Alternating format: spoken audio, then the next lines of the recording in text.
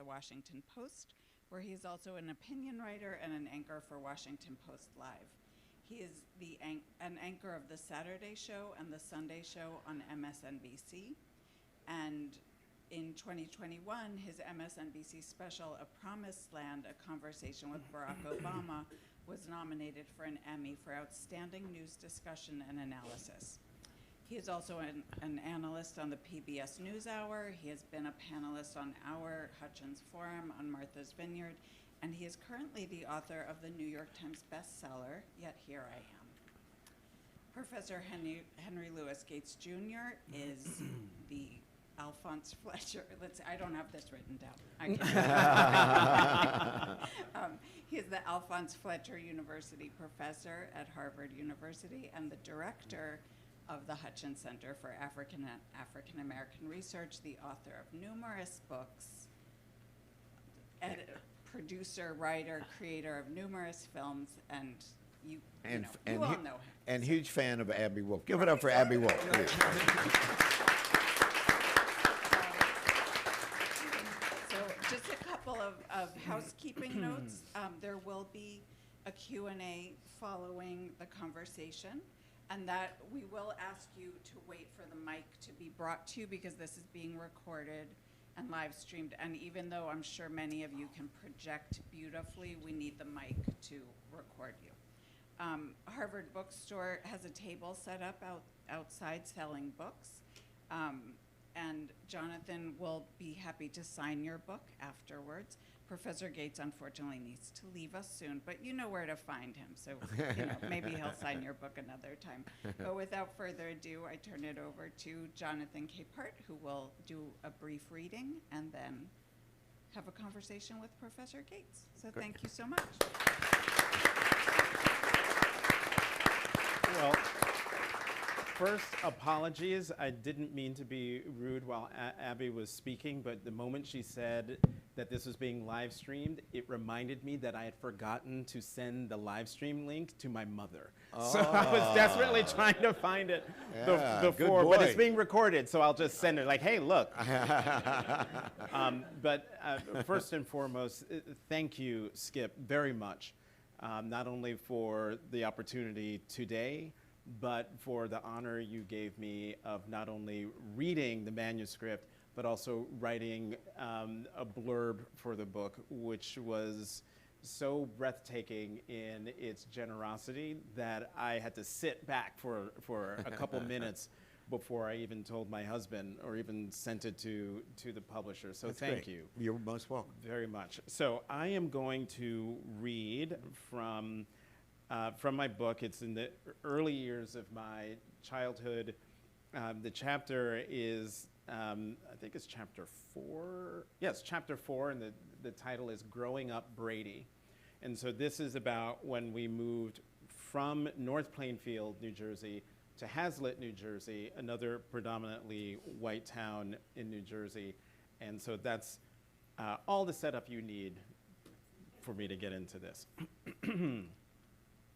Hazlitt was where I played tennis on the courts at Village Green, a hobby I picked up during Mom's tennis phase when the older African Americans told me I looked like a young Arthur Ashe, where I did gymnastics in Allison Fiala's backyard.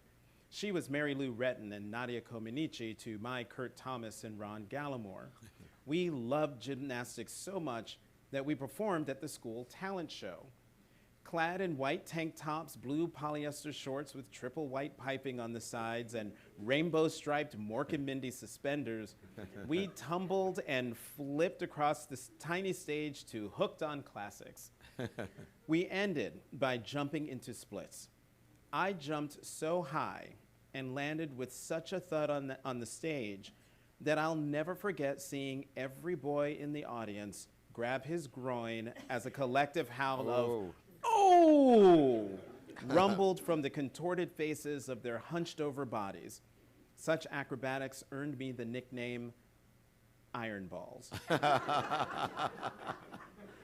Hazlitt was also where I began to learn how to be black in white spaces. Blackness is always at the mercy of someone else's judgment.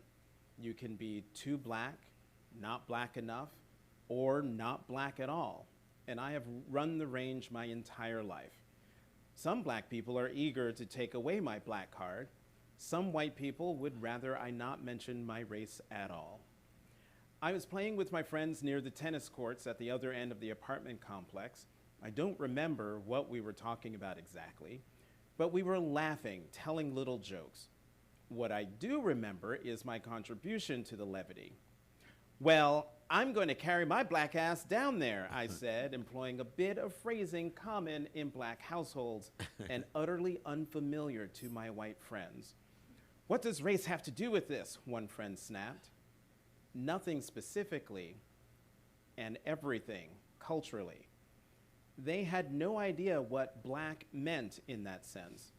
To them, I was invoking race where it didn't belong. To me, I was treating friends like family. In our families, black is used for comedic effect, or to put an exclamation mark on a warning. Mom, like all black parents and relatives, was adept at the latter. Don't you ever, as long as you're black, was a favorite preface for one of Mom's admonitions against doing any number of offenses. Black ass is used in multiple ways, especially to grab one's attention. One of Mom's favorites was, you better bring your black ass here right now, or your black ass is gonna get left if you don't hurry up. My use of black ass was clearly comedic, but in feeling comfortable with my white friends, I violated an unspoken agreement with an unspoken expectation. I was not black at all. The burden was mine to glide effortlessly between my black home and family to the whiter world, to switch from down-home vernacular to precise language devoid of anything ethnic. The tacit agreement required that I live on their terms. Back then, before the introduction of the Walkman, and long before the MP3 revolution, there was no way to bring the R&B of WBLS that was the soundtrack of my home life on the bus to Raritan High School.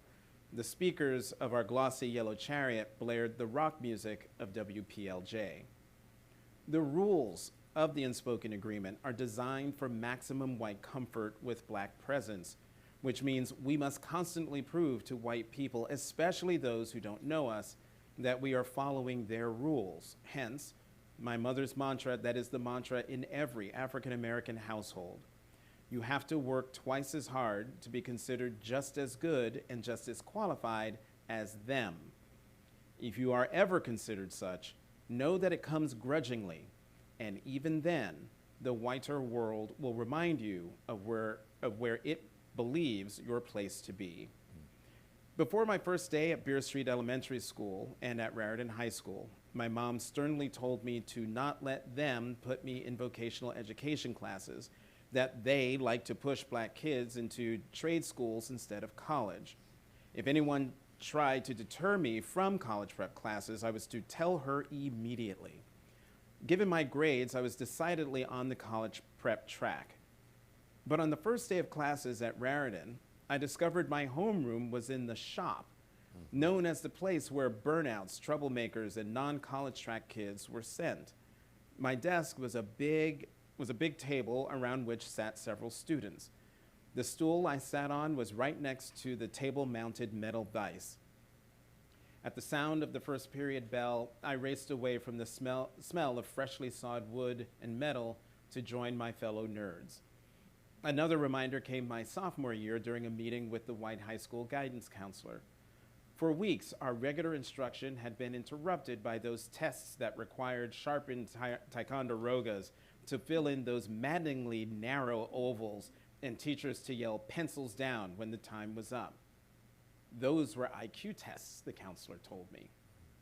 You see this number, he said, pointing to a number I no longer remember? That's your IQ. He told me that the low number suggested I would not get into college. But he said he was baffled because my coursework and grades suggested otherwise. From then on, assessment tests filled me with dread.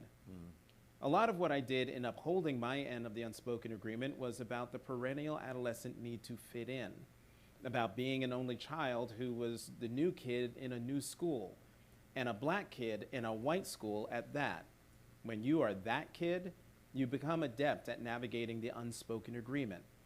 I got really good at it and started believing I was special, a notion my mother sought to dispel when I was about 13.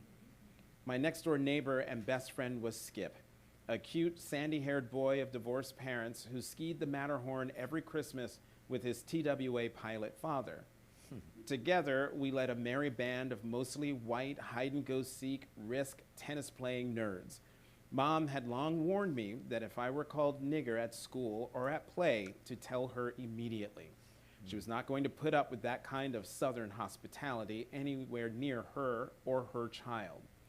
So when someone dropped the N-bomb as we played outside the apartment, I ran inside to alert her. After she dispersed my little friends from our back door, she came inside, sat me on the sofa in the den, and delivered the inevitable reality check. Right now, you and Skip are here, she said, holding her hands in front of my face at the same level. But as you get older, you won't be equal. Her hands now visually separated, she continued. He'll have advantages that you won't because he's white. Her words landed with the force of punches from Muhammad Ali. I thought my mother was being cruel, a prisoner of the past. Her Jim Crow upbringing did not jibe with my multiracial post-civil rights present. With tears streaming down my face, my voice grew hoarse as I loudly and repeatedly screamed, "No, that's not true." And I demanded, "How can you say that?" Mom tried to calm me down while assuring me that I would one day see the truth in her words. The simple racial hierarchy revealed by my mother failed to mention the gradations of recognition and respect applied by whites to blacks. Some were worthier than others, as I learned sometime later from a classmate who thought she was paying me the ultimate compliment. There are black people and there are niggers, she said. You're a black person. When you are trying to fit in, any positive nod to your existence is joyfully received. But her declaration recognized my individual humanity while it denigrated the rest of my race. She set me apart partially because I worked twice as hard to be seen as just as good. But she also set me apart because I clearly had mastered the other unspoken rules of the unspoken agreement: perfection.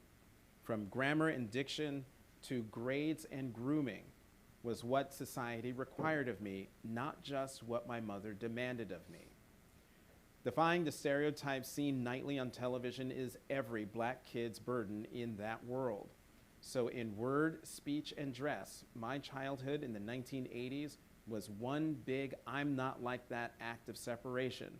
I played tennis and did gymnastics for fun. I played the flute at Beer Street and the oboe at Raritan. I ran for student government and won. I got along with everyone. I loved my classes and my teachers. Life was great. Then we moved back to Newark. Oh, that's great.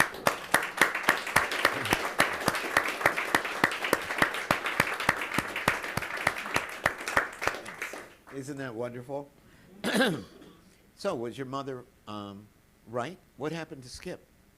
Well, I'll deal with Skip first. Skip is married and lives in the Midwest. I'm not sure if he's read the book yet, but Skip is living a happy life. As for my mother, Is he on TV on Saturday and Sunday? no, he is not. Does he debate David Brooks on Friday? No, he does not. All right. He does not. As for my mother, and I go into the book in later chapters, of course, I learned sometimes, in the hard way, that my mother was absolutely right. Mm-hmm. And in a lot of ways, writing this book is one big admission to my mother that when I was yelling and screaming, tears running down my face, going hoarse, telling her she was wrong and basically implying she's a liar, that, Mom, look, this 200-something pages showing you that I now understand how right you were. Right. That's sweet. I want to talk about, start with the title. Okay. Because when I saw the manuscript, I immediately thought of Sammy Davis Jr.'s Yes, I Can, which was a book, 1965, my 15th year. It was my introduction to Jewish culture, actually, through Sammy Davis Jr. But I think that the title resonated with me. So why did you use the title that you used? So the original title of the book was Black Boys Like Me. And we had an old photograph of me at Carleton, behind the microphone at KRLX, where I was the news director and had a news show on the radio. And when I hired Paul Bogards, the first thing he said was, "Got to change the title." And the next thing he said was, "We've got to," and to pick out something else from the book to make the title, because Black Boys Like Me is in the penultimate sentence of the book. And then he said, "We have to do a new photograph." So in order to do that, we hired Beal Wolf Sheehan, and I had to send him the manuscript, and he had to read it. And so we get on the phone after he's read it, and he says, and he's this just very calm, sort of Zen-like way of speaking, and he said, "So I understand you are looking for a new title, and I actually think that the title should be the very last sentence in your book, and yet here I am." This is exactly how it went, including the pause. And the moment he said it, a chill went through me, because that was it. That was it. In that title, you get a better idea of what you're about to read in this book. And I remember when I read the audiobook, it took a good 15 minutes for me to read the last paragraph, because I tried to muscle my way through it, Right. but it was so emotional, not just that it was the end of the book and the end of reading the book, but the message that's in that final paragraph, that I had to read each sentence by itself. And then when I got to, "and yet here I am," I mean, I needed to take about a 10-minute break. Were you crying between sentences? Oh yes, absolutely, because there's when you read the book, and I know Scott and Brett have already read the book or listened to the book, there's so much of my view of the world and the life that I have led and lead, and my hope for the future is in that paragraph. And so it was emotional when I wrote it. I remember being in the the Palace Hotel in New York, with a spectacular view facing west, so you could see 30 Rock right there in the window. And there was something, I knocked over my coffee cup, which splashed coffee all over the desk, in the saucer, and on my laptop. And I thought, damn it. But then I realized, oh wait, I'm gonna finish this book today. Because when I was on Martha's Vineyard and started to hunker down to write the final part of the book, longhand, in a notebook my husband gave me for my birthday, what did I do? I accidentally knocked the coffee cup, splashed it all over the table, my notebook, and the laptop. And so I thought, this must be a sign. Right. But I wasn't sure, and so as I'm writing and I'm getting to the last paragraph, and it ends with "Black Boys Like Me," and it's like, that doesn't quite work. Like, what is it? And I, fussed around, and then when I hit, "and yet here I am," period, I started welling up with tears. And just then, my husband, who was traveling for work in Singapore, called me, FaceTimed me. And I answer, and of course, my face is all contorted. He said, "What's wrong?" And I said, "I finished." He said, "What do you mean you finished?" I said, "I finished, literally, I just hit period on the very last sentence of the book, and now you are calling." And I just bawled and cried. But I'm sorry, that's a long way of telling you like why this title. But why that title? You got a lot of hoodoo in you. You know that, right? You a superstitious Negro for all that education. Oh yeah. But you see, if you'd called it, I thought you were going to call it black like a coffee cup. But if you'd called it black boys like me, everybody searching for Richard Wright would have clicked on you. You'd have sold more copies. Oh, maybe in the paperback. Yeah, maybe so. No, I think you picked the perfect title. Mm-hmm. You lost your father when you were only 4 months old. Mm-hmm. Of course, obviously, of which you were unaware. But you became aware of that. And I'd like to start by asking you about your search to find your roots in the process of writing your memoir. How did you discover the man your father was? First of all, how did you discover your father's absence? Very important. How did you discover the man your father was? And how do you think his absence in your life has affected your journey? So part one, how did I discover my father's absence? And when? That is a great question because I can't pinpoint when I discovered it, but I do remember what my first memory of him was, and that was him in his flag-draped coffin, a picture of him in his flag-draped coffin on my grandparents' television. Your parents were separated first, and then he died. Is that right? Yes. So he died when I was 4 months old. As I discovered after my Uncle Johnny died, his brother, well, I'm going to want to skip ahead because that gets to, I think, number 3 of your three-part question. Okay. So the absence of my father was made really clear by my mother in her making it clear to me she did not want to discuss him, anything about him. And as I write in the book, my mother became expert at conjuring silence. Like if I ever broached the subject, she would conjure up silence like a burly bouncer into the conversation. And that bouncer made sure that I didn't ask anything beyond the basics. So when I asked, it was, well, so I don't have a father. When did he die? How did he die? And she told me, well, he died of what I heard was pulmonary embolus with infarction. And so, oh, okay. And what does that mean? She says, a blood clot went from his legs to his lungs to his heart. And he died.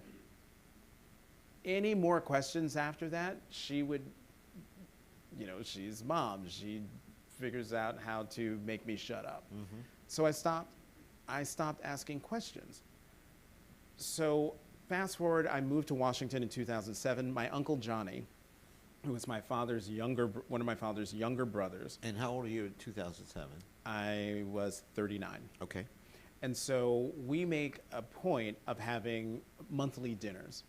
And at our first monthly dinner, you also have to understand that my Uncle Johnny and my granddaddy Willie, my father's father, when I spent my summers with my maternal grandparents in Severn, North Carolina, every summer until I was 12, one weekend a year, they would come pick me up and take me to see the Capehart side of the family in Coleraine, North Carolina, where I would be carted around, and my father's nickname was Sonny Boy, and therefore, at every house, this is Sonny Boy's boy, right?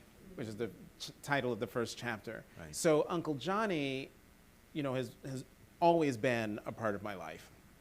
So we go to these dinners, and he says, at that very first dinner, because it was after his retirement from the Air Force Reserves, and he went around the room, and when he got to me, he introduced my mother, he was fine. He got to me, and his voice cracked. And I thought, my father's been gone at that point 39 years, and yet he still wells up, tears up over his brother. So at this dinner, I asked him, why did you do that? And he proceeds to tell me about my father, how he was someone everybody liked, someone that people always sought advice from. You know, he was, you know, gregarious and fun. People loved him. And so now I'm starting to get this, you know, this picture of my father that I never got from my mother. So after one of these dinners, he drops me off at the apartment and he says, "Oh, wait a minute, I have this thing for you." Pulls out this paper wrapped parcel. He says, "I've been carrying this around for a while and wanted to give it to you. The next time I saw you, here it is." Great, it was late. I get upstairs to the apartment, put it on the counter, go to bed. The next morning, I'm racing around to get out to work and I see this brown parcel on the counter. So I just go over and I rip it open and I see this face staring at me, and I look and I go, "Who the hell is this?" And then as I looked at the eyes, it occurred to me, that's my father. Wow. So now I've got this, you know, incredible knowledge of my father from his brother, from, you know, a dear uncle. And so I put this portrait on the wall in my apartment, you know, along with all the other family pictures right next to my desk. I don't tell my mother that I have this. So a few weeks later, she comes over and and I know she's going to be watching this, as is her way. When she comes over, she goes shopping in my apartment. So, "Are you done with this?" "Oh, what's that?" And so I'm sitting at the dining table reading the papers. I don't see her, but I hear her. And I hear, and I turned around, and she is looking at the portrait. And she's standing as if she's clutching pearls. And she says, "I haven't seen Capehart in 40 years. Wow. And that stayed with me. So after my Uncle Johnny suddenly passed away of a heart attack on New Year's Eve, 2014, I think it was, I was not grieving well at all. Couldn't sleep, was having, you know, symptoms of panic attacks in the middle of the night. And so I waited until the appropriate hour of 3:30 a.m. to call my mother and just tell her that, you know, I miss Uncle Johnny. I feel guilty that the dinners we were having and didn't do them as much in the later months. And I was just crying. And then I decided to push the bouncer out of the way. And I asked her, and I said, you know, he's my last connection to the Capehart family, because Granddaddy Willie had passed away. Now he's gone. And I asked her about that moment, the gasp, that I haven't seen Capehart in 40 years. And I said, "What did you want? What were you thinking when you saw the portrait? What did you want to do?" And she said, "I wanted to tear it off the wall." And I asked her why. And what she told me was, I mean, it was heartbreaking. It was, you know, it rocked my world, because what I learned was, and I'd heard snippets that my father had taken up with another woman elsewhere. Those were rumors that Uncle Johnny had confirmed. But what I didn't know until I talked to my godfather, I'm trying to remember if I talked to him before or after I talked to my mother, but when he died, she said, no, she checked on him every day, because he was now in the hospital because of the blood clots. And when she called the day he died, no one called her to tell him he died, tell her he died. She called the hospital, and they told her that he had passed away.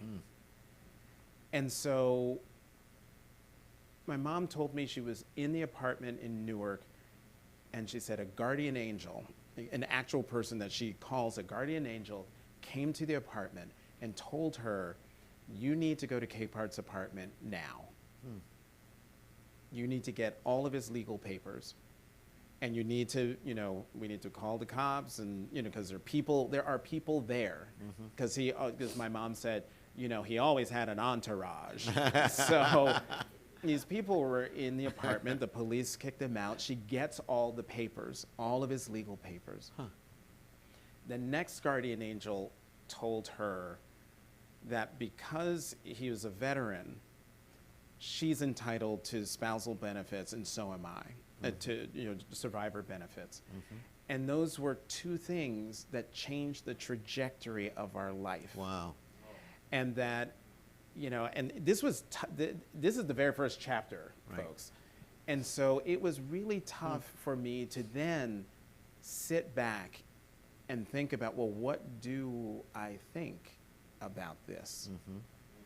And the one thing, the conclusion I came to was a question. Maybe it's better that he passed away.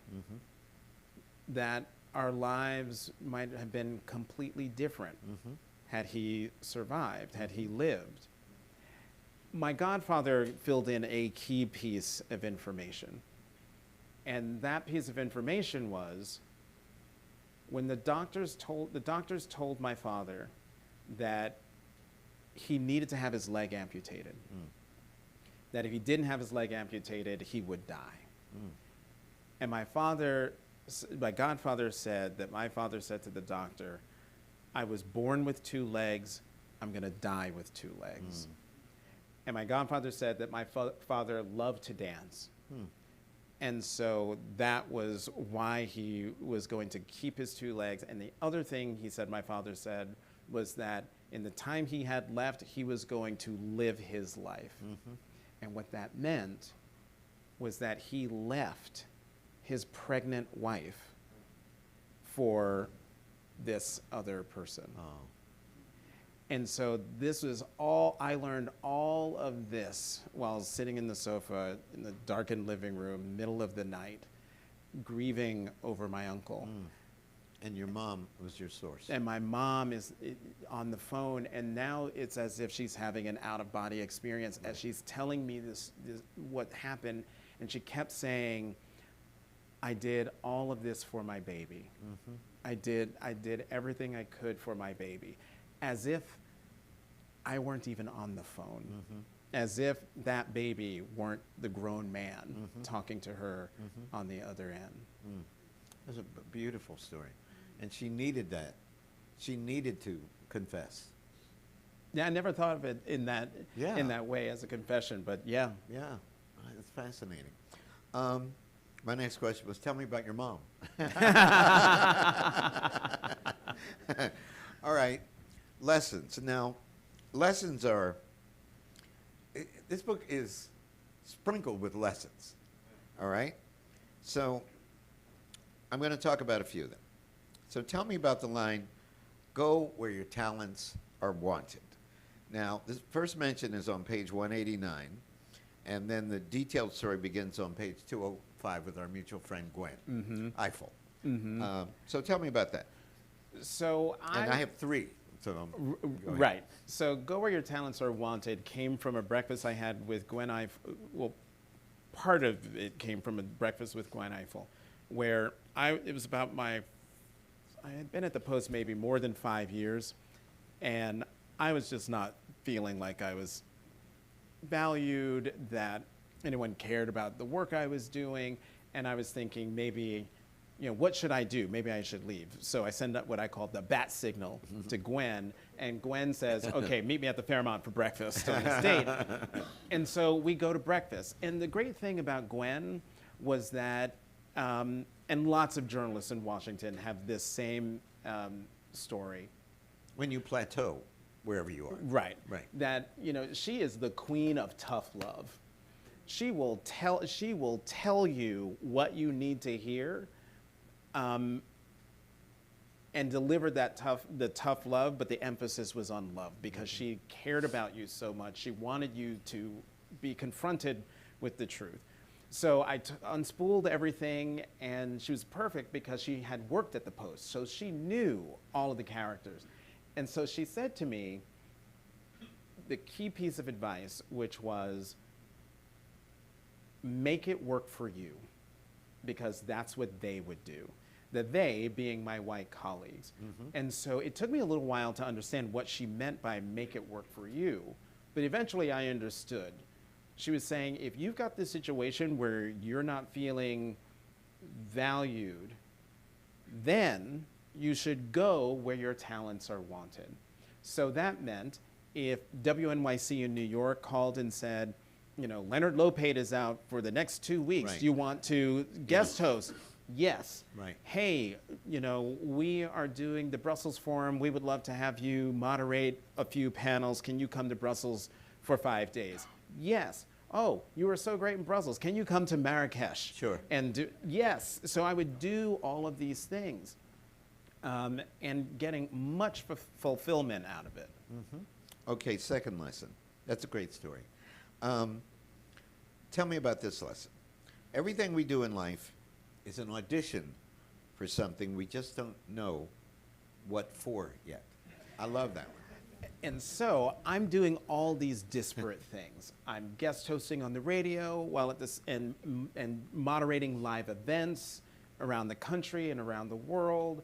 I am still doing my podcast at the Post, so you know, different kind of medium, much more intimate. I'm guest hosting for people on MSNBC, and I'm still writing my column and doing all sorts of stuff. And it seems like it's all this stuff all over the place. Wall Street Journal breaks the news after Chris Matthews leaves Hardball that Joy Reid is going to get the 7 o'clock. I had spent years substitute hosting for Joy Reid. Right. And of course I wanted to have my own show. The whole first part of the book is about how I wanted to be in a television anchorman.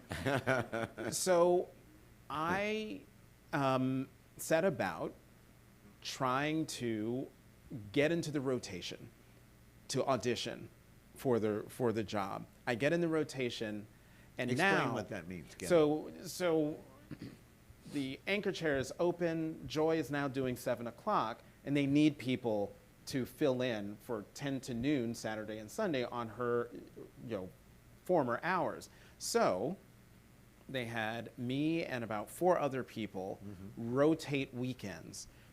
And when you sat in that chair, that was the audition. And so it was more than what you do in the chair. It was, well, what do you bring to the chair? Right. From, the moment you walk in the building until the moment you walk out. Right. And so for me, it was, what big name did I want to book on the show? Right. Could I get that person booked on the show? What we used to call your Rolodex. Right. You Right. break out the Rolodex, Right. and you start calling. Hey, Speaker Pelosi, Right. it'd be great if you could come on my show. Hey, Congressman Lewis, it'd be wonderful if you could come on the show. I'm trying to get a job here, brother. Right. Oh, no. People made it clear that what can I do to help? Sure. And so I focused on booking. I focused on looking at the scripts and putting it in my voice. I focused on... So that you're not reading, though you are reading. Right. I focused Which is a on real the question. art, by the way. I Reading focused off on a the prompter is an art, so that you Yeah, don't sound it's not sound easy. like the quick brown fox jumped over. Right. Yeah. So what ended up happening was I finally get the call that I got a show, what was then the Sunday show. And it was because... Did you go crazy, or did you act all cool and, well, I'll get back to you. Oh, no. No, Oh, no. I was like, thanks. I mean, come on. I waited my entire life for that phone call. The phone call came on, I think it was Halloween night. And sitting in a hotel room in New York, because we were making that drive back up to New York to guest host, my agent told me, I hear the phone call could happen at any moment. That was at 2. Wow. The phone call came around 7-ish, the evening. It was dark out by the time the phone call came in. But what I understood as I was doing all these things was that the live events I was doing in Brussels and Aspen and Marrakesh and all those places came into play. Right. The podcast interviews, all the things that I did in interviewing people, I brought to the anchor chair when I'm sitting across from Professor Gates, talking to him about something and having the presence of mind of like how to conduct this interview, not for print where it's low stakes, no pressure, no one has to look good and perform, but on television in front of an audience, not a live audience, but an in-person audience, but an audience that's watching on television. All those skills that I honed over all those years thinking, I just do this for fun because Right. it's interesting, I like it, Right. turned into the audition for the job I have now. Oh, that's great. That's beautiful. So did you cry when you hung up? I probably did because I'm the crier in the family. I cry at everything. But yeah, because, Yeah. you know, You deserve to cry. You were, yeah. Yeah, there's some Carlton folks in here. They remember how obnoxious I was about, I'm going to be the next Brian Gumbel. And that had been the case. I'd been saying that since I was, I was saying I wanted to be a news commentator since I was about 10. Right. And then Brian Gumbel comes on the scene. Well, first of all, I knew I was going to be a news commentator and I could do the job. Right. But it wasn't until Brian Gumbel took over for Tom Brokaw Right. on the Today Show that I saw someone who looked like me Right. doing the job. So And the- then I knew for sure. So that you can imagine yourself in that seat. That's important. There's a visual. Yes. No, I could imagine myself in the seat, but now I had someone who looked like me that Right. I could physically see them Yeah. in that seat. Well, there's a difference between ourselves that we imagine and your black self that you see on TV. Right. You know what I mean? Yeah, no, that's Yeah. exactly it. And it's a subtle distinction, but it's a very important one. I did his family tree, and I liked him. Oh. But so who was your role model as a journalist? Was it Brian? It was him. Yeah. It was him. That man. Did you and ever tell him? Oh yeah. Oh yeah. Okay. Oh yeah. Oh, Skip, come on now. I had 2 internships on the Today Show when it was Brian Gumbel and Jane Pauley. Oh, yeah. And then I worked on the show when it was Brian Gumbel and Katie Couric. Oh right. And you know, I was the ghost of annoying interns present for him. I revered that man because I'd watched him for years. Now I'm an intern on the show. And I would stand on the set when it was only 2 hours, 7 to 9. Right. And I'd make sure I got to the set by 7:30 a.m. And I would stand at the edge of the set, and then I'd watch everything. Right. They open the show at the desk over here. What's John Palmer doing at the news desk while they're reading the news? I'd watch that. Then they'd throw to John Palmer at the news desk. He's reading the news. What are Brian and Jane doing? They're walking across to the sofas and getting ready for their interviews. The next guest is coming. I'm watching all of the choreography of what's happening. And that's when I realized I want to do this. This is what I want to do. And his assistant, Trish Peters, gave me an assignment. She comes over to my spot and says, Jonathan, Bryant has an assignment for you.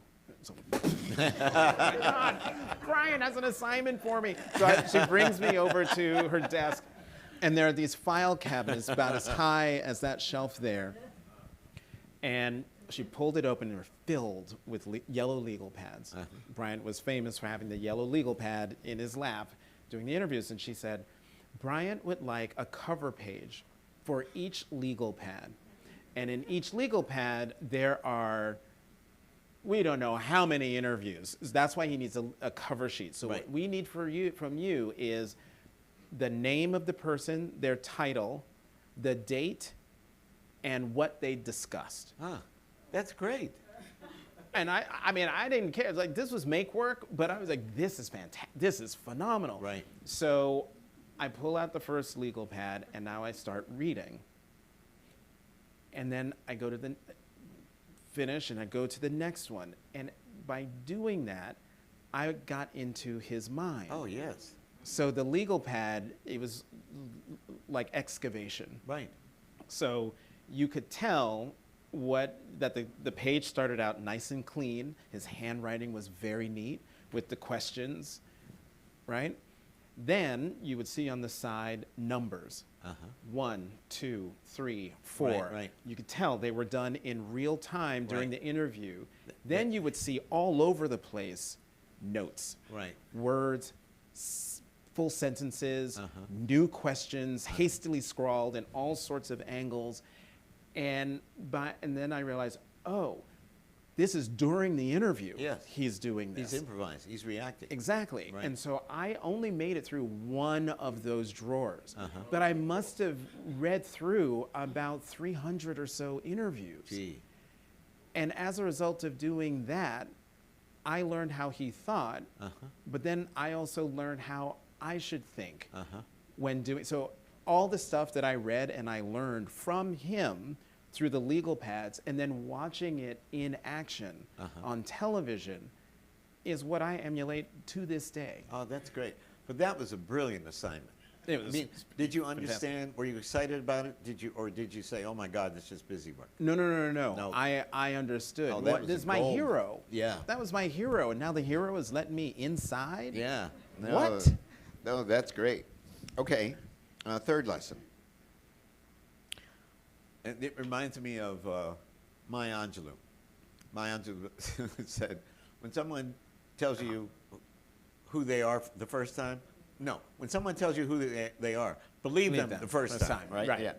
Yeah. Whenever someone asks you what you want, tell them. Tell them. That is the title of chapter 11. But There are two stories, and I'll try to be real quick with both of them because they illustrate this lesson, and it's the number one lesson of my life that I tell young people all the time. So this internship that I told you about, so I had my Carlton interview at the New York Hilton, and it was just up the street from 30 Rock. You have to also understand, in my family, there are no authors, no writers, no journalists, no one in television. The closest I come is my Uncle McKinley, who's an electrician at 30 Rock. So I called him and I said, hey, I'm just up the street. You mind if I come again to visit? He said, sure. I get up to the electrician spot. He says, you're just in time. I have some work in the nightly news office. I was off the charts excited because I thought I was going to meet the greats. Chancellor, Utley, Brokaw, nobody was there. But there was a woman, my uncle had me sit on a sofa, there was a woman seated in front of me, and I, 16, 17, 18, very, very shy, I burned holes into her side as I tried to work up the courage to talk to her. I finally did. I asked her her name. She said, her name is Ann Skakeltarian. She worked at Nightly. So you see a kid in front of you, of course you're going to ask them, so what do you want to be when you grow up? And I said, well, I want to be Moscow correspondent for NBC. And then I'm trying to decide whether I should go to London or the White House. But if I go to London, then I definitely want to go to the White House. And then after the White House, I want to come to New York and be anchor of the Today Show. I have no idea what kind of face she made as I did that. I know what the face I would have made. But at that point, my uncle comes back and he says, okay, it's time to go. And I thanked her for her time and for answering my questions. And she said, wait a minute. And she opened a drawer, pulled out an NBC pad, wrote down the name Kay Bradley and her phone number, and with a great flourish, ripped off the page and said, here, get yourself an internship on the Today Show. wow. That moment is amazing. what starts the journey. Isn't that great? Yeah. The second story, now you fast forward 30, almost, I'm bad at math, 20 years. We had won the Pulitzer at the Daily News for our editorials on the Apollo Theater. And the myth is you win a Pulitzer, your phone rings off the hook, job offers are coming. It's not true. At least not for me. So, but I decide, I should use this as an opportunity to start talking to people about something new, moving away from hyper-local news to maybe getting on the national stage. Mm-hmm. And one friend kept saying, you really should talk to Bloomberg News. And I put him off a couple times. I said, it's Bloomberg News. It's financial news. I write about politics. No thanks. But then finally, I set up an appointment with the head of Bloomberg News, Matt Winkler. And it was just I was doing it as a courtesy to my friend who was so insistent. So everything that could go wrong went wrong that morning. I didn't have the right suit. I'm meeting someone new. You're not going to show up in a double-breasted navy blue pinstripe suit in loafers and stuff like that. But that's what I did because my two proper suits were at the cleaners. Uh-huh. It was raining, downpour. We lived in the meatpacking district before it was cool, so there was nothing happening there. So the Whitney had not moved. No, long before the Whitney. I had to race over to 8th Avenue and get on it was hot and muggy and damp, and so I'm soaking wet. Oh. I used a new invention called a cell phone to call ahead and say I was going to be late. I get out at 5th and 53rd and have to walk to 59th and Park, to 499 Park Avenue, where Bloomberg was. Soaked. Oh. I get off the floor. I've got water dripping out of the cuffs into my shoes. Oh. I squished. You go, oh, that's terrible. And I see this man. I'm walking down this central walkway, and there's a bow-tied man in the distance. And I've got my handkerchief out, and I'm wiping down and trying to clean up. And it's Matt Winkler. Oh, wow. And he says, hello, Jonathan. I'm Matt Winkler. And I said, hello, Mr. Winkler. I'm so sorry. I'm late. No problem. He gives me a tour of Bloomberg. Shows me all the desks and all the departments and everything. Shows me the terminal, shows me all the stuff that they can do and the data and slice and dice. And it's very impressive, really impressive. We go into a conference room, he finishes the tour, and then he says, so what do you think? And I said, about what? And he said, about coming to work here. And I said, no, I don't think I'd be a good fit. Huh. And he said, why? And I said, well, this is financial news, and I don't write about financial news. I write about politics. And so he got, understandably, agitated. Uh-huh. And so, what'd you come here for? Well, here I'm gonna. Okay. So this is him. So he goes, well, what do you want to do? Okay. And so I didn't have anything to lose. I had a job. Oh, did I lose my mic? I had a job that I liked, even though I was looking to go elsewhere. Uh-huh. And I didn't want to work at Bloomberg News because of what I said. It's financial news. I don't write about financial news. I do politics. And so I stared him dead in his eyes, and I said, I want to write a column once a week and go on television and talk about it like I do right now. Wow. And then I leaned back in the chair, folded my arms, and then we had a little staring contest until he broke the stare and said, well, why can't you do that here? Oh, that's cool. And then gave me the whole tour all over again, this time saying, we just started an opinion section for our users. We just hired 2 guys to do a radio show, and they're going to write. You would be perfect. So what do you think? And I said, oh, look at the time. I've got to go to my board meeting. We'll talk. And I ran out of there as fast as I could. By the end of the week, I had a new job and tripled my salary. Wow. Isn't that great? Well, that's a great story. And that's why I always tell young people, especially if they know what they want to do and they have a dream job, right. If someone asks them, tell that person, because you never know Right. what seed you are planting or what gift you are about to be given. They can't say yes to something that you haven't asked. Right, Right. right. And you can just speak things into existence by Is that doing clock it. right? Oh. Yeah. Oh, that's okay. I was going by that clock. Abby just told me to shut up and open up. But no, I don't want to share. I have one more question. Is that all right? See, I told you part 2 is going to be on Martha's Vineyard. I got to ask you about the Washington Post. Now, you see, I grew up halfway in a paper mill town, halfway between Pittsburgh and Washington, near Cumberland, Maryland, in Allegheny Mountains on the Potomac River.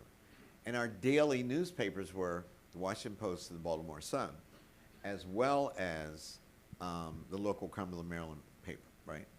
I used to read Anthony Lewis in the Washington Post because he was syndicated. So I've loved the Post. And then Don Graham and I are good friends. And I used to be part of, Vernon Jordan dragged me into Kay Graham's dinner party circuit on the Vineyard. So I'm fascinated by the Post.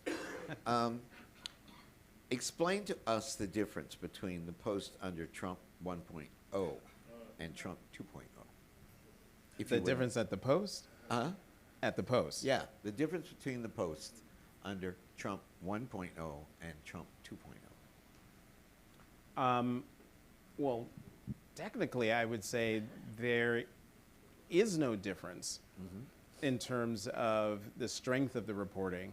I would say in Trump 2.0, it is just because of the nature of the presidency, it's aggressive.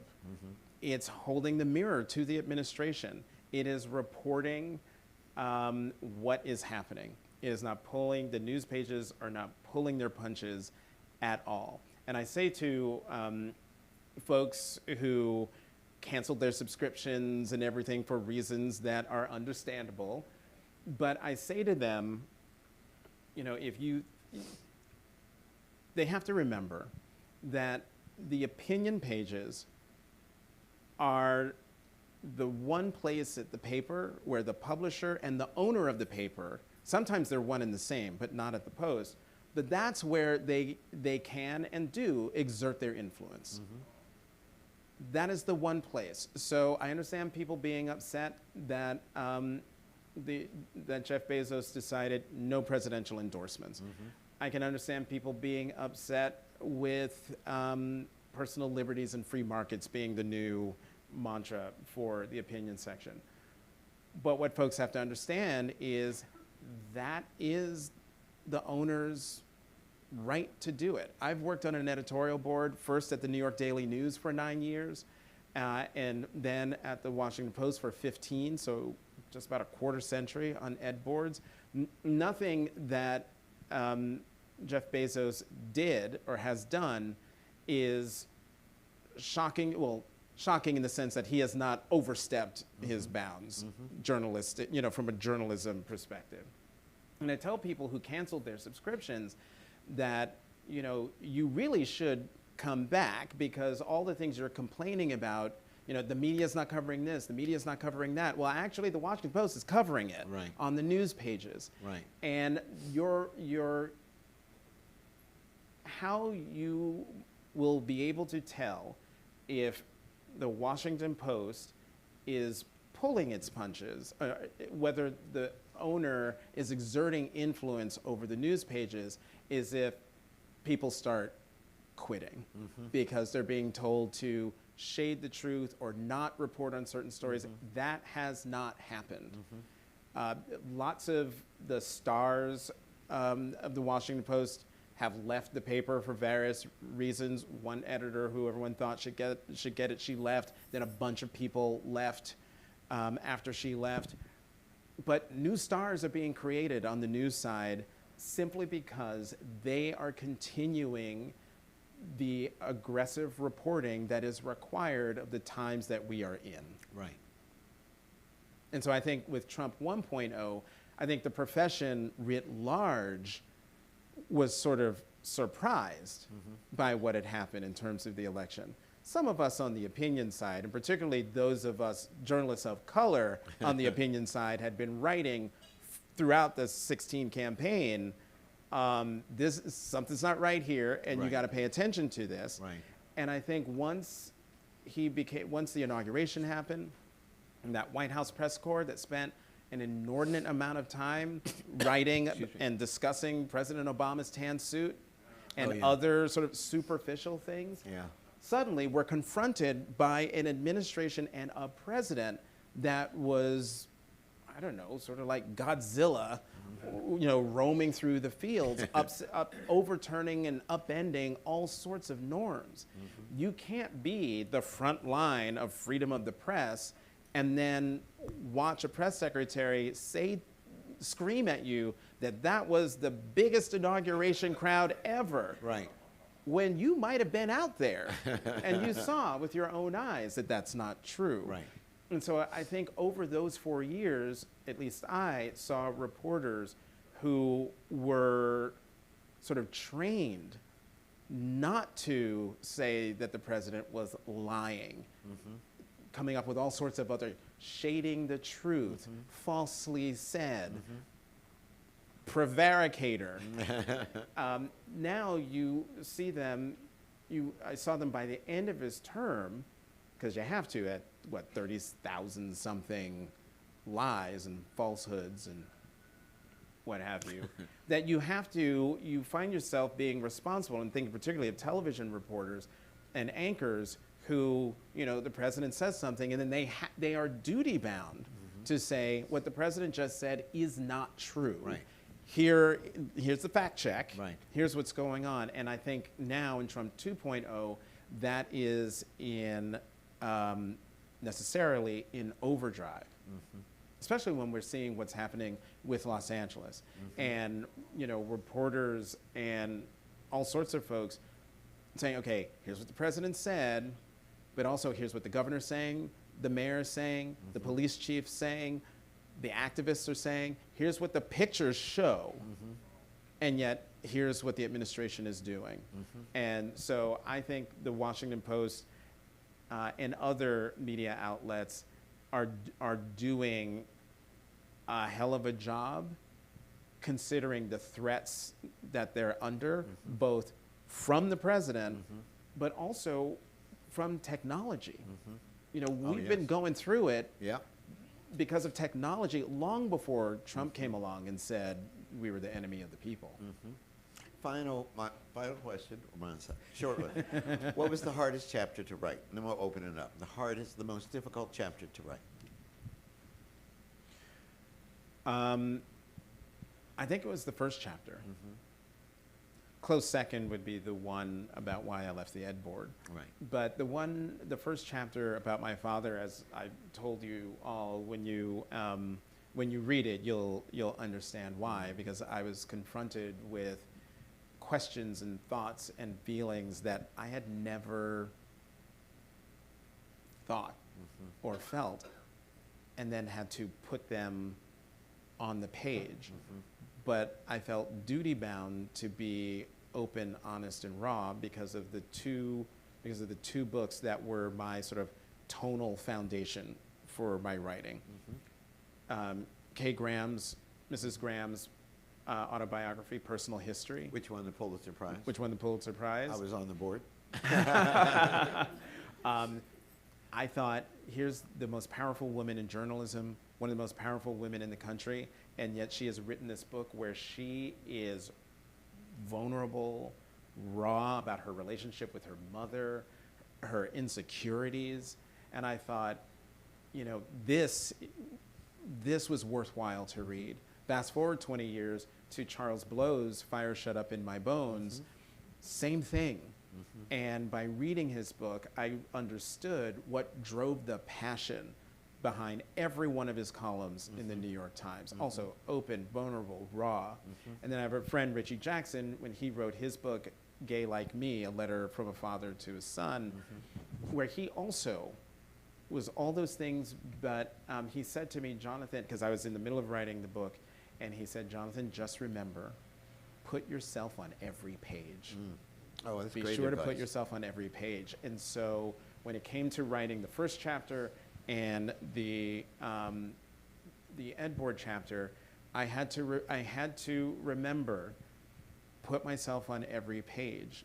And I need to be open and candid and raw and vulnerable. And that really comes through, I think, in chapter 1. I agree. Jonathan Capehart, ladies and gentlemen. Thank you.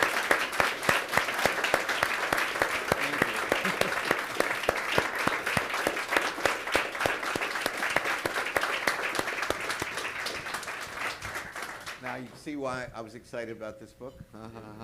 Questions, comments? We have about 20 minutes. Where's Abby? I'm afraid of her. 20. Please raise your hands and remember to wait till the mic is passed. Now these are planted because there's These two are best friends. friends who came up here. Was there any blowback from what the story you told about leaving the editorial board was new in the book, right? You hadn't told it before, from what I understood. Was there any blowback from that? Define blowback. Did she come at you? No. Well, you can No, ask a follow-up. No, you don't. Which You is- don't have to. Define blowback in a different way, because obviously there was blowback. Thank you, Jonathan. You spoke a lot about growing up black in a white high school and a white elementary school. What about your sexuality in your career, and how has that made you the genius you are? So, well, thank you, Scott. So, I do write about being a gay kid. From the first time, I'd known since basically I was 10 that I was different, didn't have language for it. It wasn't until I was staying with my Uncle Johnny that, there was a Bible tract, in the bathroom, and I'm reading it, and I saw something, blah, blah, blah, men lays with men, and, damnation, but I was like, men lays with men? Oh. Oh, okay, yeah, I think that's it. And I sprinkle throughout because you've read the book. I have nods to being down south with my cousin Rita, and she was the pretty cousin, and the boys who would flutter to her like hummingbirds, and I'm sitting there like Mr. Peabody, the nerdy kid with his books by his side, and these shirtless guys are coming over to talk to my cousin, and I'm sneaking glances at them. But I think the key story is chapter 8, where I get into coming out to my mother and coming to terms with my sexuality. And the name of the title of the chapter is Hide Your Porn Well, and it involves a secret mission I sent my junior college roommate Ricardo Yanis. This was after we graduated, and my mom called to inform me that her marriage to my stepfather was dissolving, and she could be moving out within days. So I called Ricardo. I was like, he was back home in New Jersey in Teaneck, and I called Ricardo. I was like, Ricardo, you need to go to the house, and you need to get my porn stash. And so I deal with all of that. And then, in my career, it's always been, in my writing, I like to say I write about national politics, black stuff, and gay stuff. Right. And, throughout my career, I've written about both. And most of the time, in the way that I write, there's been tension between me and each community as a result of what I've written. And so, those are very formative experiences, which you'll read about in the book. But at base is this naive notion of mine that no matter who you are or your station in life, if you are put into a position of public trust and you have done something that is either demonstrably wrong or you're not doing enough to correct a wrong, and I'm in this position and I'm writing about it, you need to be held accountable. And so that got me in trouble with the gay community in New York when I was writing about unsafe sex in sex clubs in New York City, and Rudy Giuliani was closing down the clubs. I mean, I got a lot of, talk about blowback, got a lot of blowback from the gay community, got a lot of blowback in the black community when I was writing about the Apollo Theater and going against the Harlem establishment, going against now the late Congressman Charlie Rangel. We've made up long before his passing earlier this month. But the one thing I learned in both those instances, but especially when writing about the LGBTQ community, was that as much as I was getting the criticism from very vocal people in the community, I would be out at events, and I started noticing people would come up, they would sidle up and would say, hey, I love your writing in the Daily News. And then their voice would drop and they would say, I agree with what you're writing, keep going. Oh, uh-huh. And it kept happening. Mm-hmm. And that's when I understood, I thought I was on an island by myself, when what I really am doing is I'm the guy above the foxhole with all these people behind me. I'm the one taking all the shots because they can't for whatever reason. And that's when I understood, why be in this job if I'm not going to be the one That's right. who pokes the head over the absolutely. foxhole. Yes. Oh, Hi. great. Question over here. This was great. First time I've ever sat and listened to a reading by an author. So this was a great take my virginity of that. So thank you. I have Jonathan, you should be ashamed. I know. this really. We could call it immaculate. I'm gonna tell you. I'm gonna tell your husband. This truly opened my eyes to a lot. Myself and my good friend, we're here. We're just in Boston here for 10 weeks. We got this really good internship opportunity. And someone just told us about this, and we just happened to come. And I'm just so Where are happy you that from? we came. Yeah, I'm from St. Louis. Uh-huh. Okay.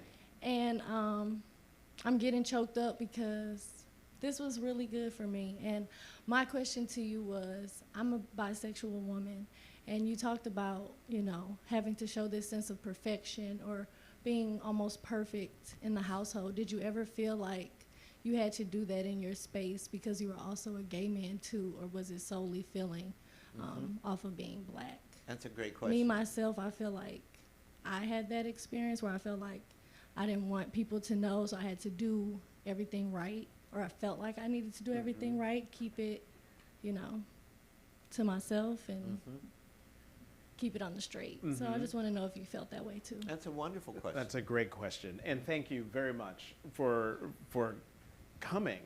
When I came out to my mother, mind you, this was in 1990. It's a long time ago. The first thing my mother said to me after I manipulated her into asking me if I was gay, and I said yes, first thing she said to me was, don't tell anyone.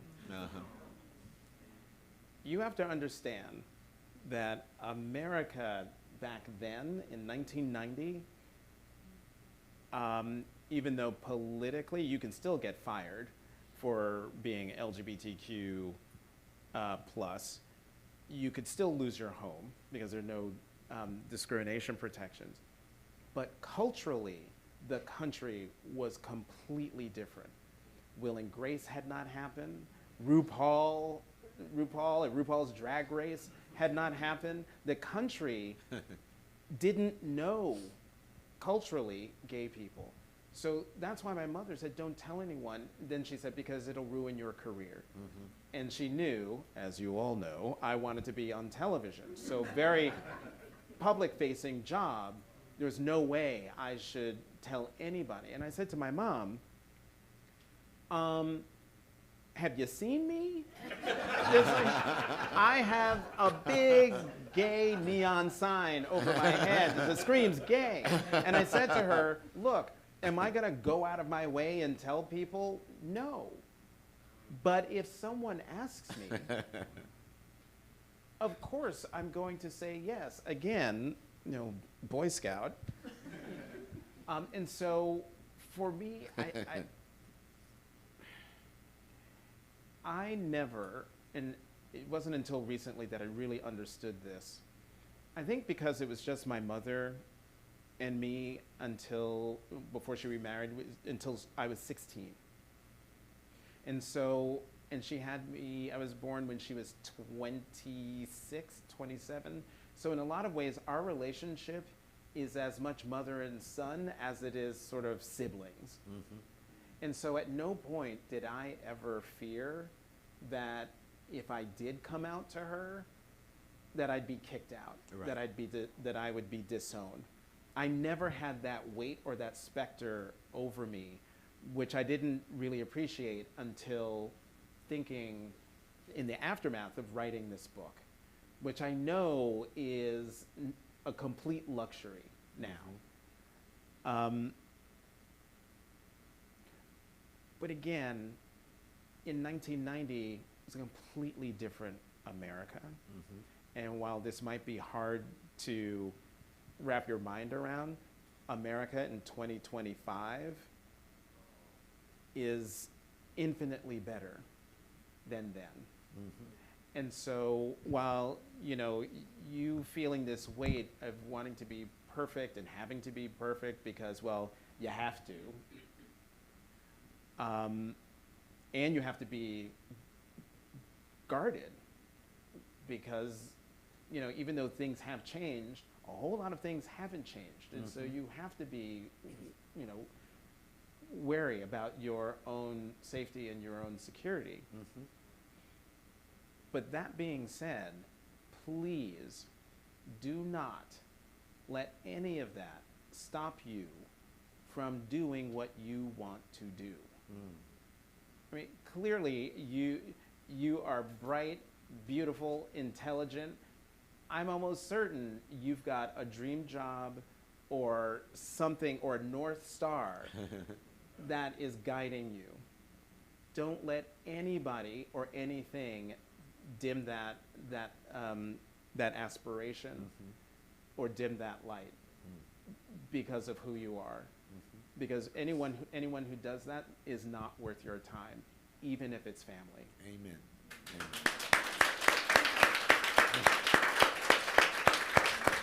Give me 1 second.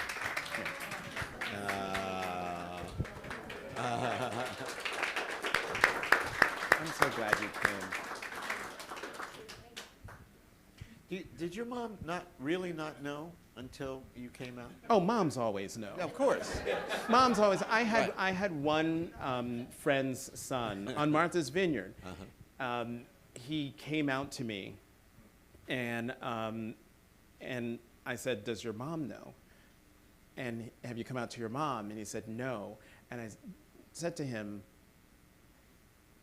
"Moms always know. Right. So go tell your mom." Uh-huh. He eventually did. Uh-huh. Questions? We have time for a couple more? Yes, sir. When did you finish the book on Martha's Vineyard? Well, I finished the book in New York. Oh. On June 2nd, June 3rd of, this is 25, last year, 24.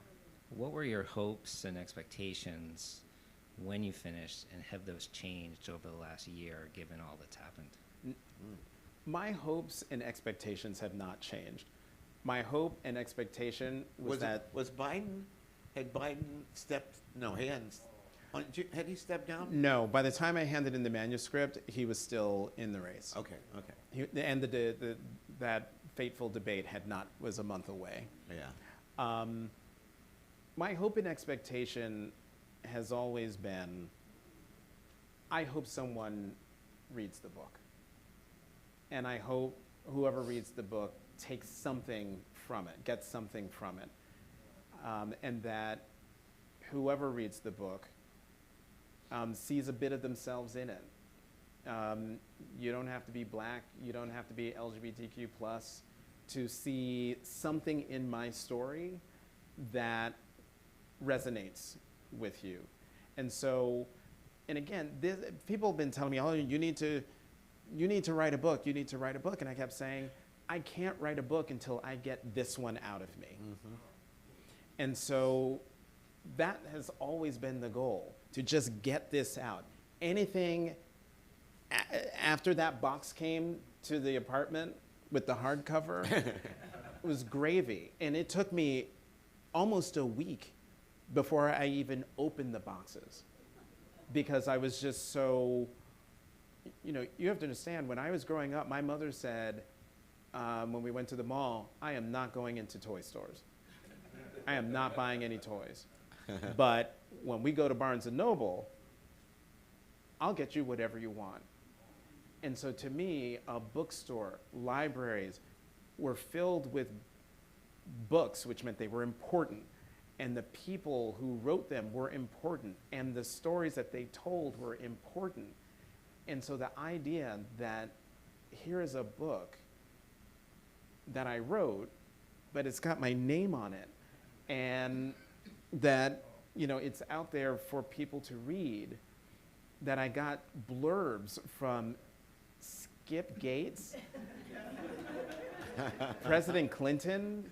I mean, these are all beyond my wildest dreams. And so, yeah, my expectations and hopes and everything have remained the same. It's just that what's happened since I hit that period on the manuscript has just been mind-blowing. Not to mention the New York Times bestseller list, Amen. which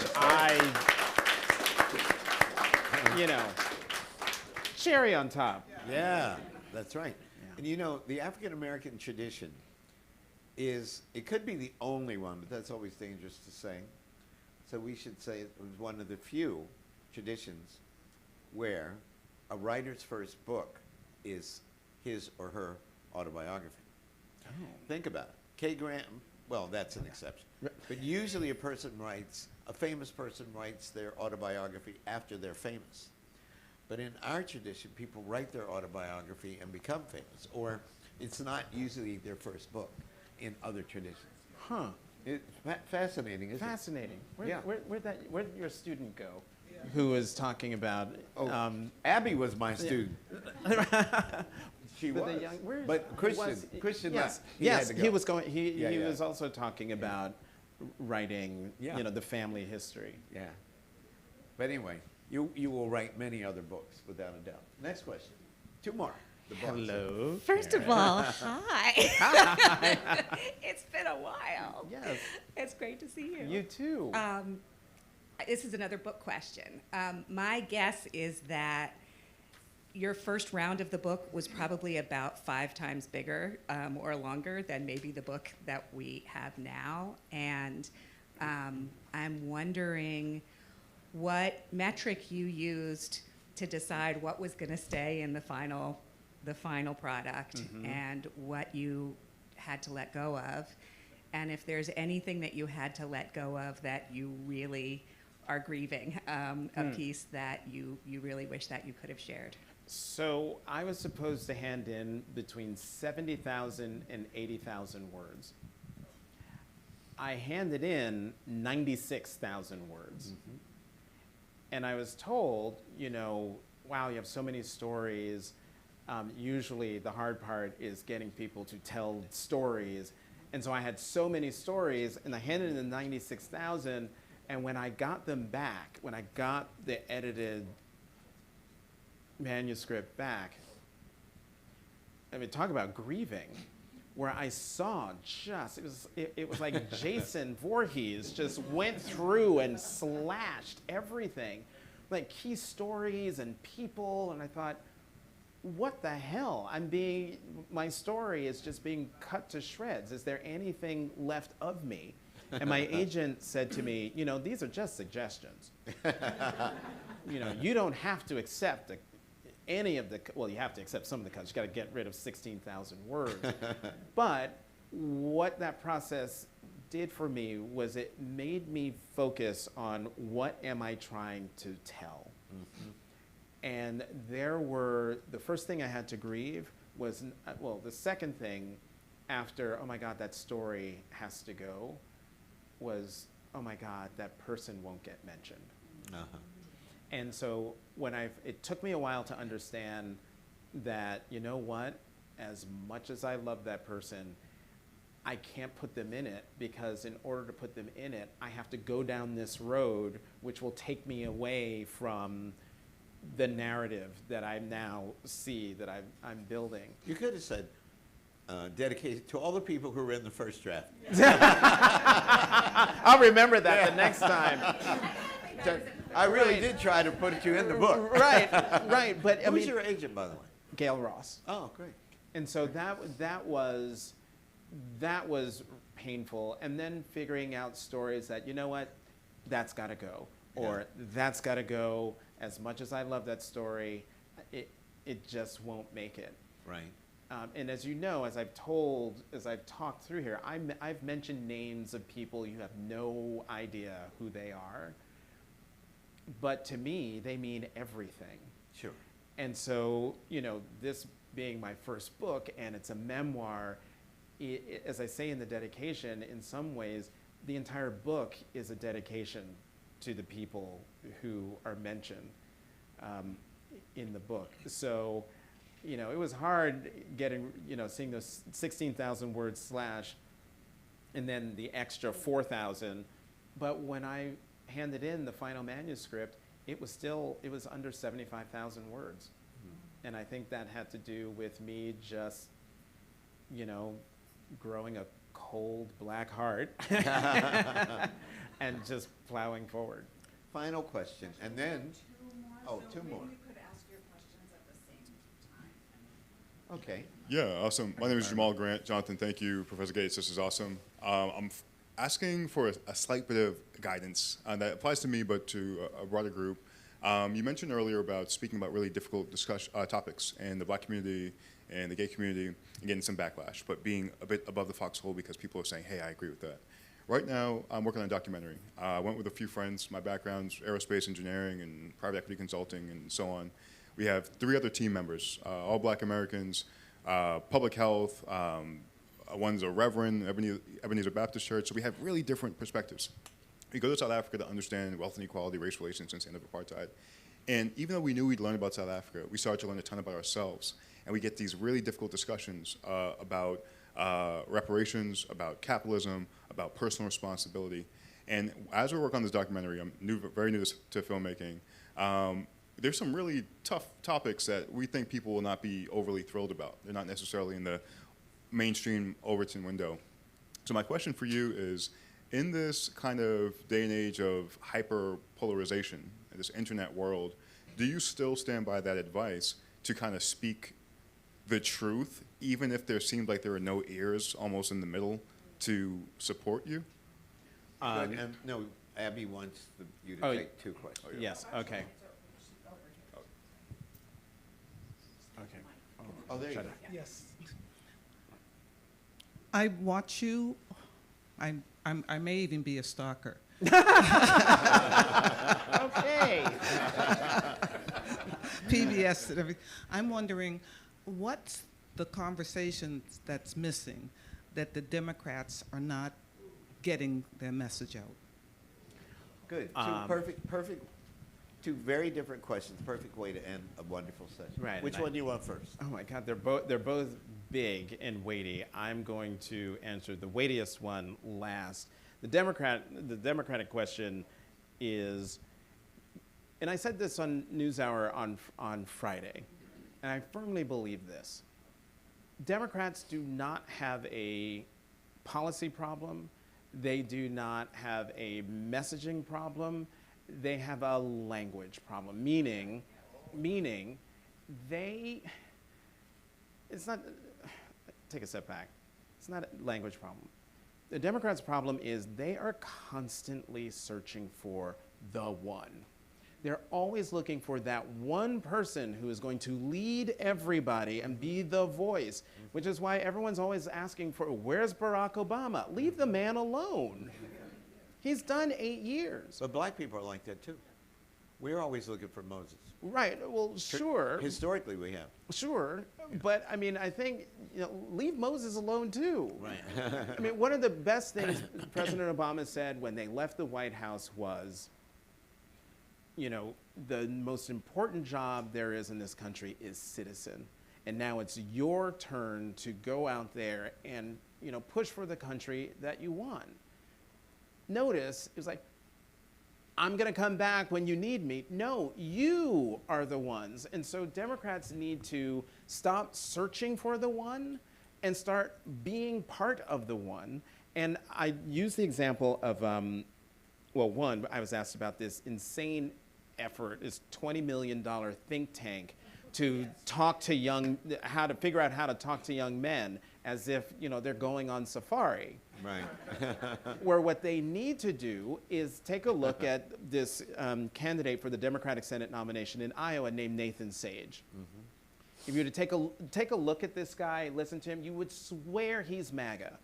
Swear he's MAGA. And yet he is a big D Democrat. He is not confused about why he's a Democrat. He knows exactly what he's for and exactly what Democrats are for. And what's he doing? He's not trying to figure out how to talk to young men. He's going and talking to young men. Right. He's going and talking to anyone and everyone to get their vote. And that's what Democrats need to do. They need to get away from the consultant class, get away from the think tanks, and just get out into the field and talk to people. Now, to your big question, yes, I still stand by my advice. And I say that because when you are, I'll just speak for me, because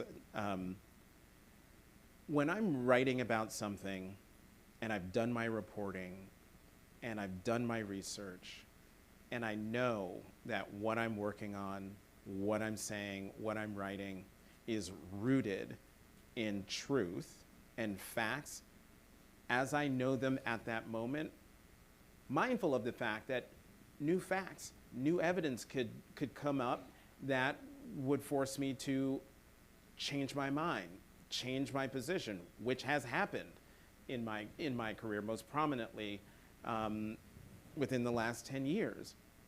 But when you and your work are grounded in the truth, that is your greatest shield.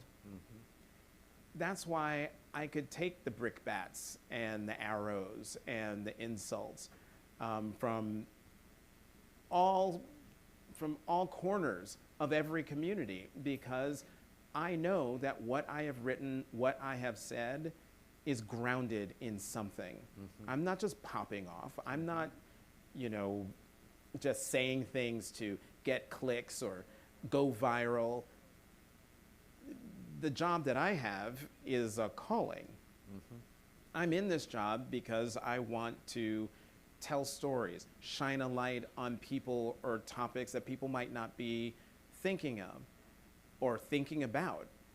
And when you do this sort of work, especially now, you build an audience of people who will follow you no matter where you are.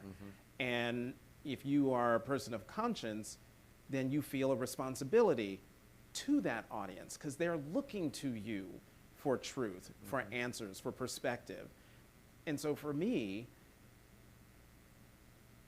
I have to do anything and everything I can to honor that audience, to respect that audience. And a surefire way to lose an audience and lose their respect is to tell them a lie, or to tell them something that is maybe halfway true, and you don't tell them that the other half isn't true. The only thing I have as a journalist really is my word. And for you, the one thing you have as a documentarian is your word, as shown through your work in this documentary. And so if you can you put this work out there and then the criticism starts coming, you have to, if you have not one moment's regret about what you put out there, you can regret the criticism, and yeah, it hurts. I'm not gonna sit here and pretend, being called an Uncle Tom or a house nigger and all the other things people have told me haven't hurt. Sure, they've hurt. But at the end of the day, when it came to the Apollo, I was still right about the Apollo. The Apollo needed saving. Right. And so that was the first, the first time I had to deal with that kind of criticism. Mm-hmm. So what I would say to you is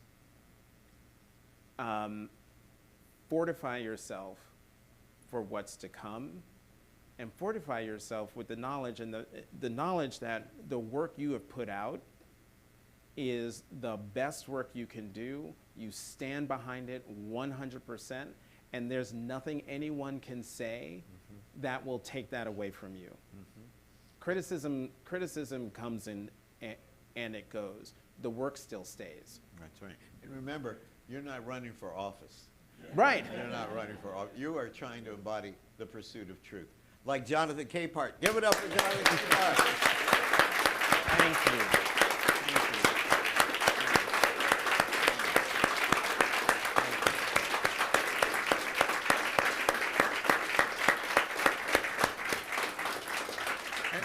And now, none of y'all can leave unless you buy the book. That's the way it is. Doors locked, that's the way it is. Right. Skip, can we do one thing I've been doing at every event? I do a selfie with the audience in the background. Oh, yeah. Oh, wait. All right. Beautiful. Thank you. Thank you all very much.